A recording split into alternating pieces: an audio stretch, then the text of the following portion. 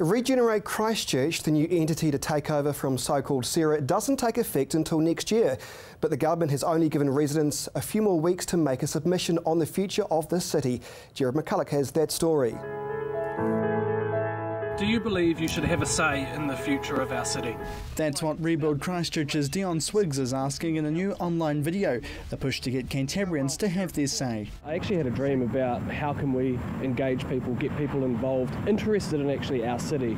And then I thought, well, what's a better way than writing an article? I do some writing and things like that, but that's what everybody else is doing. And so a video was a good way to start that conversation. So he got his camera out and produced a nearly 3-minute long video alongside local broadcaster Chris Lynch to give an insight into the new plan of Regenerate Christchurch and what Canterburyans can do to get their voice heard. Should the government have all the say in the future use of the residential red zone land?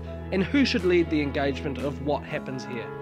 Earlier this month, the government announced plans to close the doors for Sarah and create a new organisation, Regenerate Christchurch, a move to eventually give total power back to the council in 5 years' time. But the public only has a month to put a submission forward, and Dion says it's confusing and people need more time. It took me a whole week to actually understand what it meant. It took me a whole week to get what the recovery plan is about, or the transitional plan and the advisory board and the cabinet notes, and actually to understand that it's too complicated. And that's why I had to take a step back and go, well, what really is going on? What really matters? And what really matters is actually showing interest in the city. The online video, Do You Care About Christchurch, urges Canterburyans to stand up and be counted, following the government's new transition, which will take effect next year. And Dion says it's been quite a challenge to get those people to submit, nearly 5 years on from the first earthquake. So many people were saying to us, oh, we're just too tired, or the government's not listening, or we don't care, just do what needs to be done. That's great, and that is the attitude of many people.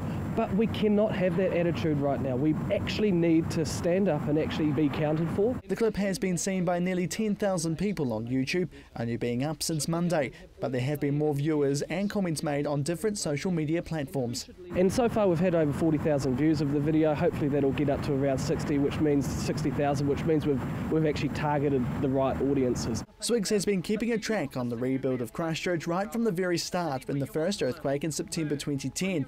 And through his website, there's a large following of locals on social media with regular information keeping the public informed about the rebuild's progress.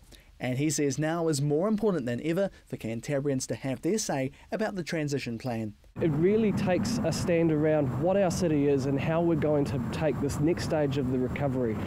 A similar process was set up called Share an Idea, making up the 100-day Christchurch blueprint in 2012, but people never had a chance to voice their opinion. We didn't actually get any chance to consult on that blueprint plan for the central city. There was no hearing, nothing afterwards. It was just, this is what we're doing and we're going to do it.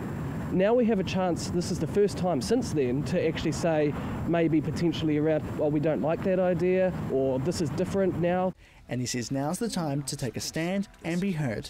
If we don't have that same impact this time around, then the next 5 years are going to be around, well, there's not that mandate for people wanting to be involved in the city, and that's just not acceptable. What is actually worse?